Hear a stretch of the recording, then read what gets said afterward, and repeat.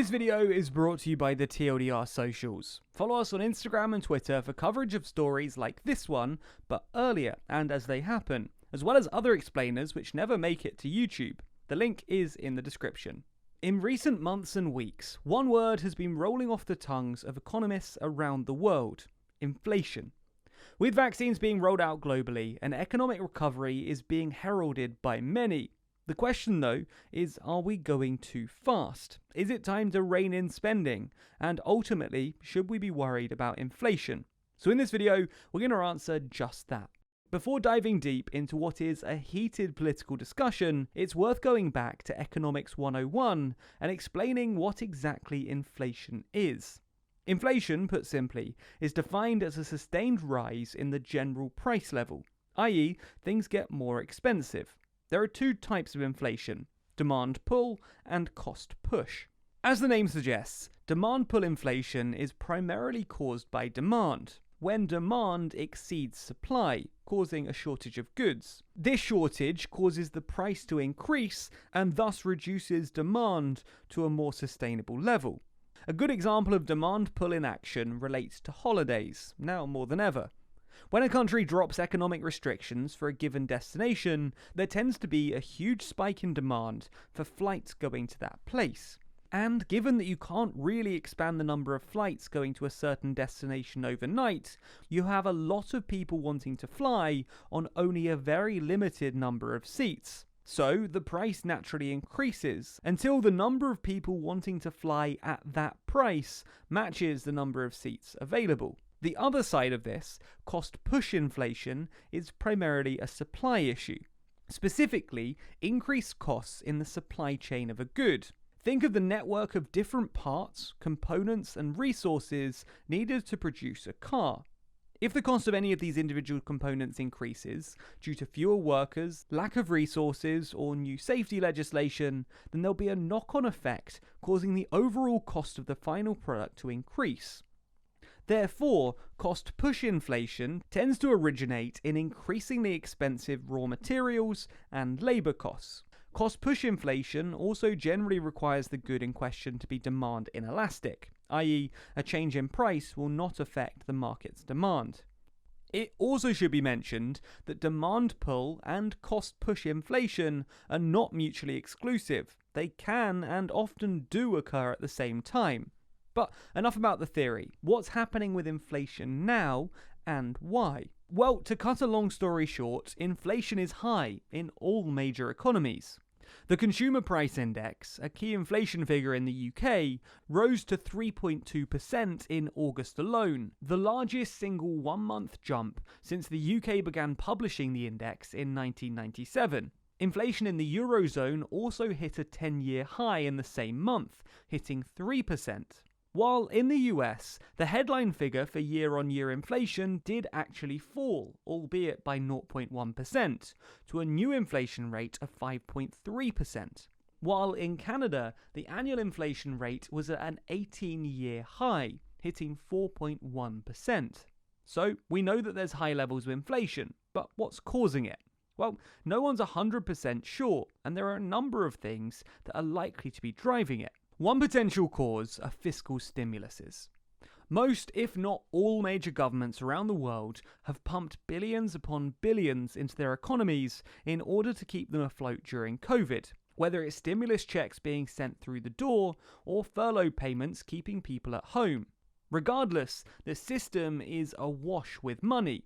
And while during the height of the pandemic, many people cut back on spending due to uncertainty, now some light is visible at the end of the tunnel, and personal spending taps are open. This is particularly noticeable in sectors with pent-up demand. For example, having been stuck at home for 18 months, people are desperate to go on holiday. Demand pull inflation, case in point. Another possible cause are monetary stimuluses. Alongside governments pumping money into the system, central banks have done the same too.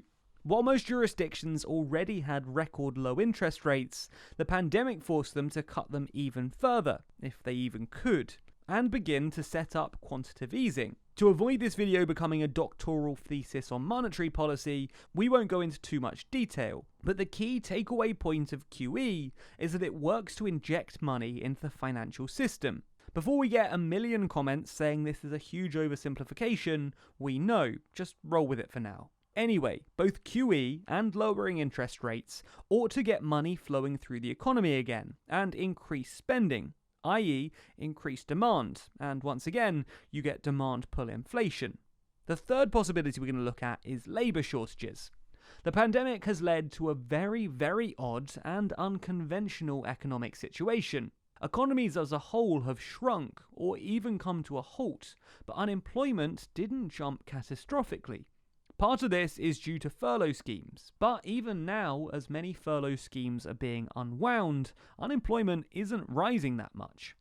This has ultimately meant that the pool of available workers in most industries has shrunk at a time when they're most in demand. This has meant that workers are able to demand more cash to work, something we've seen particularly in the UK with HGV drivers, with at least 2 major HGV employers offering sign-up bonuses for HGV drivers in an attempt to attract them to their firm.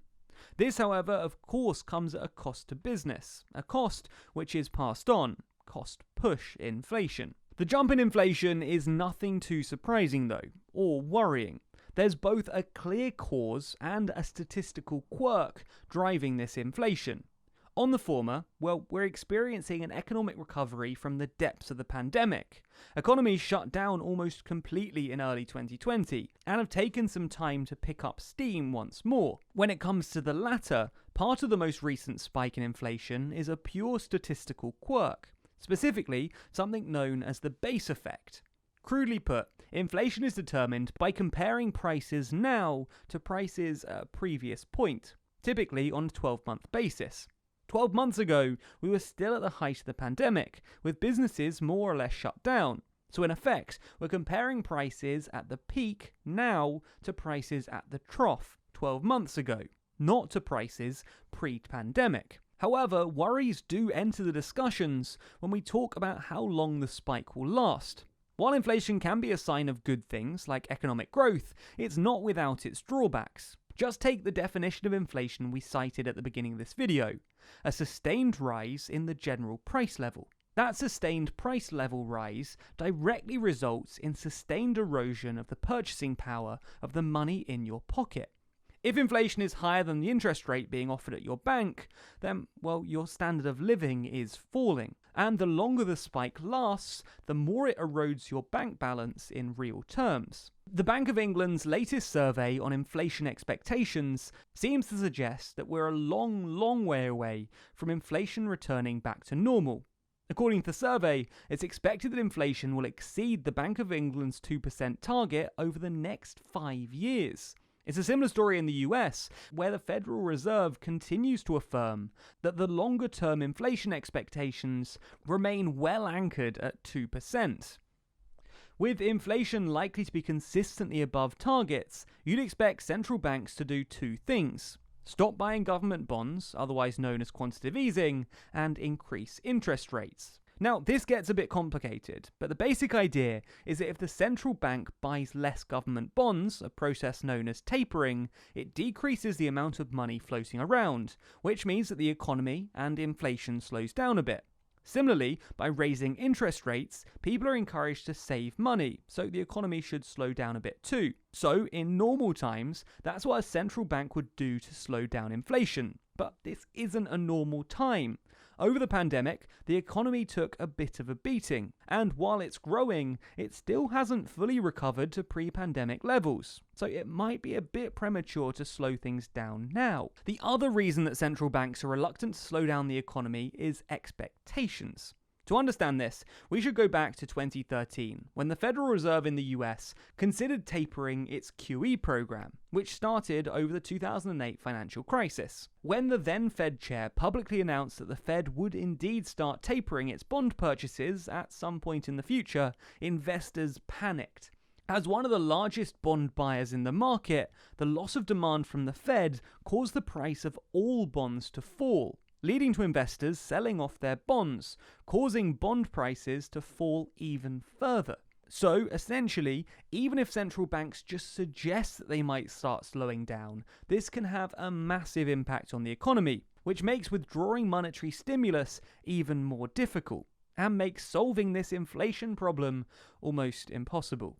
But what do you think? Is the age of low inflation gone? Should we be worried about inflation? And should we do more technical videos like this one going forward?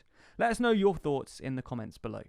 Also, be sure to follow us on Twitter and Instagram for more TLDR content. You can just follow the TLDR global socials or go wild and follow whichever TLDR accounts interest you. Anyway, following and sharing our posts not only gets you more from us, but it also helps us out. So thanks a lot. And of course, be sure to subscribe to the channel and hit the bell icon to be notified every time we release a new video. Special thanks to our Patreon backers who make videos like this one possible. And if you want to see your name at the end of videos, then you too can back us on Patreon. The link to that is in the description.